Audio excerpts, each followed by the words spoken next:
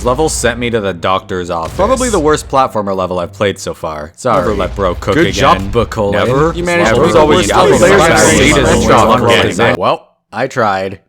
Hi, hello. The other day I finished my first level made in Geometry Dash 2.2, and I figured it makes sense to upload it here as I've done with all my major levels, even if it has been a while. It's a relatively long platformer level called Super GD Gem Hunt 64, and to keep things interesting I'll be providing some commentary during the showcase. I'll also try my best to address the explosion of negative comments related to its length, difficulty, physics, and design choices. I was really happy to finally get this level out, so seeing that pretty much every comment on it was hateful was very disheartening to say the least, especially when every positive comment continues to get disliked to oblivion.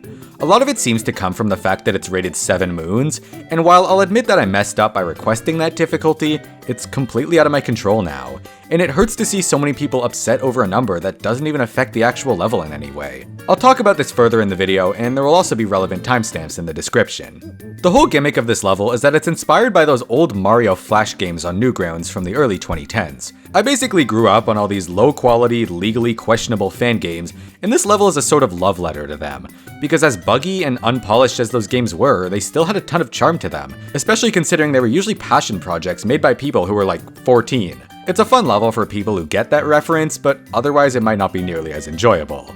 Anyways, for that reason, the level starts with this Newgrounds loading screen and a somewhat bare-bones menu. It also has a pretty low-quality filter and an unregistered Hypercam 2 watermark, all of which are staples from the early Flash game ages, though there's a setting to turn off the filter in case it's too obnoxious. I recommend leaving it on for the true 144p Hypercam experience, but to keep this video bearable, I'll disable it. Also, if you press the quit button, it kills you because, I don't know, I thought it was funny. So as you'll see here, the level itself is pretty straightforward. There's 15 mini levels that fit into a single screen, and you have to click the big diamond to move on. You'll notice the tiles in this level have inconsistent sizing or get strangely cut off, and this is all by design. The goal was to make the level feel old and low quality, but still decently fun to play. Each screen is also a checkpoint, so you don't lose much progress when you die. They're like little puzzles. Level 3 teaches what I consider to be the two core mechanics of the game. The first are these yellow action blocks, which change up the level in some way when you hit them. In this case, it causes the platform to start moving. The second mechanic is these platforms, which you don't stick to and have to follow along with. This was completely by design and was relatively common in old browser games. My original plan was to make the player physics really bad to stay true to those games, but it was more infuriating than fun. Though I decided to keep the platforms the way they are since it's relatively harmless. I know some people don't like them, but I really don't think it's something that warrants complaining.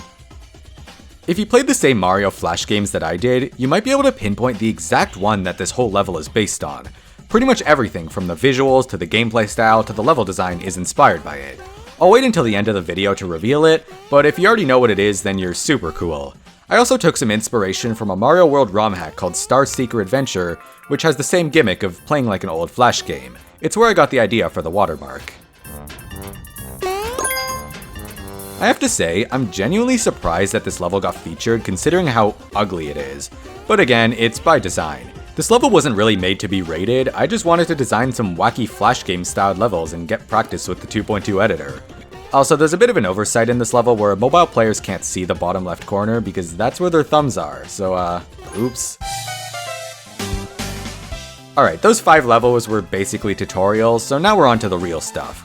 You'll notice these levels have a lot of backtracking, and that mostly comes from me wanting to do as much as I can with a single screen. It can get a little annoying, but I think the yellow blocks change up the level enough to keep it fresh. So, this level was rated 7 moons, and I was very surprised to see that people think it should be Demon because of how long it is. So I played some other platformer demons, and they're easy. It takes me a good hour or two to beat an easy demon, but in platformer mode, it's more like 10 minutes. It almost feels like cheating to me. Not only are they very different gameplay styles, but platformer levels in this game are short. If you play custom levels in games like Celeste, they usually establish an interesting mechanic and then drag it out through dozens of rooms. But with platformers in this game, I feel like they're over just as they're warming up. Simply put, I made this level as long as the platformers that I'm personally used to. To anyone who felt like it's too long or rated incorrectly, I'm really sorry about that. I'm just making exactly what I want because I feel I have the freedom to do that. My advice, enjoy the level for what it is. I promise it'll be way less fun if you're just in it for moons. Hopefully platformer difficulties will balance out as time goes on, and genuinely, I'm sorry if the rating ruined the experience for you.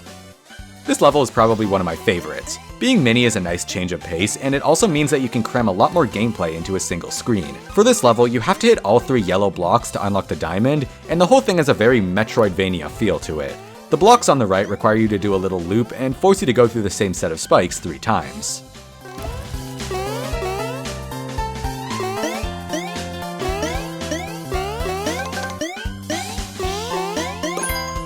This next level is inspired by that one part of Farewell from Celeste where the path forward is straight up, but you have to complete some objectives on the sides to actually open it up. I ended up making it symmetrical, but small enough that you can quickly alternate which side you're focusing on.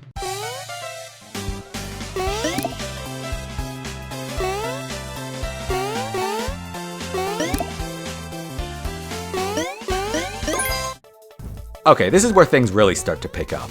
These last 5 levels are a lot harder, but I still wouldn't call it demon because the individual screens are pretty short. If you die, you just pick up from the checkpoint and give it another go. You're not supposed to get it first try, but realistically these shouldn't take more than like 10 attempts provided you're paying attention and learning from your mistakes. When I see comments talking about how the level is really hard or poorly designed, I feel like they're missing that point because it's okay to fail, it's how you learn. By the way, all the music in this level comes from stuff you'd hear in old Mario fan games as well. You might recognize this one from Super Mario 63, which I still consider to be the best Flash game ever created. The Mario World song from the first 5 levels was also everywhere. Also, this level has a ball portal because it's fun. I might have made this one too easy, but I still think it's neat. This one is definitely the hardest level, but I don't see anything wrong with that. Basically, the yellow bricks drain the lava and you have to make it to the bottom while avoiding the fireballs. There's also some clever level design tricks in this one. For example, these blocks are positioned in a way that forces you to ride this platform back to the left instead of just going back the way you came. I was originally going to place the gem at the bottom of the level, but it felt too short and I noticed a nearly perfect path back up to the top. So why not? Also, if you think the fireballs are bad, just know that they got nerfed a lot. Originally, all 4 shot at once, then it alternated 2 and 2, and then right before release I added some pillars in the background so you can see which areas are unsafe. I think it was the right call since you want deaths to feel like your fault rather than the game's. Alright, we're almost at the end. This one is another ball section, and if you played the game VVVVVV, I'm willing to bet you can pinpoint the exact room this part was inspired by. You'll notice there's a lot of waiting required here, so for the sake of speedrunning I made sure to leave in a way to get across in a single cycle. By the way, this is yet another level where you have to backtrack because suffer.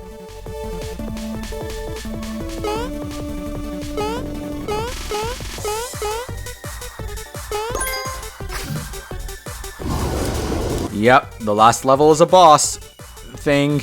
In true Flash game fashion, it's just a giant stretched monster that shoots a death laser. It's a weird mix of the lasers from Deadlocked, Brimstone from Isaac, and more fittingly, the Shoop da Whoop meme. This moving platform here often requires a lot of waiting for a good cycle, but I was kinda stubborn and wanted to keep it in order to tie all the mechanics together. I actually went back and adjusted its timing on many occasions, so what you're seeing here is more or less the fairest version. After that, it's just a sprint to the final block, and I'll let this ending bit play out for itself.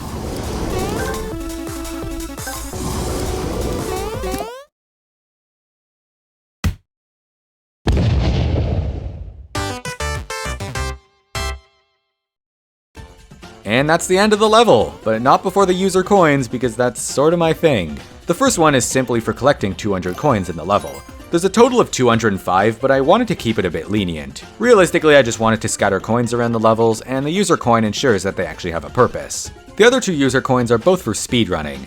If you didn't get it first try, 10 minutes is actually very achievable for your second playthrough, considering each death only costs about 10 to 15 seconds. On the other hand, you have to be extremely quick for 5 minutes, but because of that, I think it warrants a 3rd user coin. So yeah, that's Super GD Gem Hunt 64. It took about a week to make, but that's because I was balancing other things and I'm also just slow.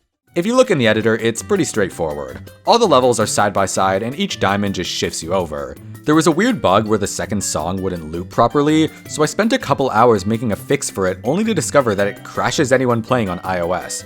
It should be fixed now, but if the song randomly cuts off, just know it's better than your game crashing. Oh yeah, and if you're wondering which Flash game inspired the majority of this level, it's Mario Starcatcher 2.